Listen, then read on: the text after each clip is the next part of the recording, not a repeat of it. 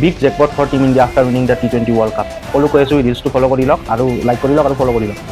তো এইফালে আমি দেখিছোঁ যে পাকিস্তান টিমৰ অৱস্থা 50 লাখকৈ ফাইন লগাইছে এজন প্লেয়াৰৰ ওপৰত PCBয়ে অৰ্থাৎ পাকিস্তান ক্ৰিকেট বৰ্ডে আৰু আমাৰ BCCI। কিমান ডিফাৰেঞ্চ আছে, 131 কোটি টকাৰ prize money, cash prize money ঘোষণা কৰিছে, এনাউন্স কৰিছে ইণ্ডিয়ান প্লেয়াৰ্ছলৈ। ছাপৰ্ট ষ্টাফ, কোচিং ষ্টাফ থাকিব, সকলো থাকিব, ফিজিঅ' থাকিব, গোটেইখিনি ষ্টাফক মিলি 131 কোটি টকা BCCI প্ৰাইজ মানি ঘোষণা কৰিছে ইণ্ডিয়ান টিমক T20 ৱৰ্ল্ড চেম্পিয়ন হোৱাৰ বাবে। ইয়াৰ আগতেও দেখিছোঁ BCCI নিজাকৈ ধনৰাশি প্ৰাইজ মানি এনাউন্স কৰে ইণ্ডিয়ান টিমৰ হৈ। আৰু যদি আমি দেখোঁ এইটো ইণ্ডিয়ান টিমৰ কাৰণে এটা fortunate, Indian team is so' fortunate. আৰু যদি মই কওঁ অলৰেডি মই এটা প্ৰাইজ মানি দেখাইছোঁ যে ICCয়ে কিমান প্ৰাইজ মানি দিছে, সেইটো মই অলৰেডি কৈছোঁ।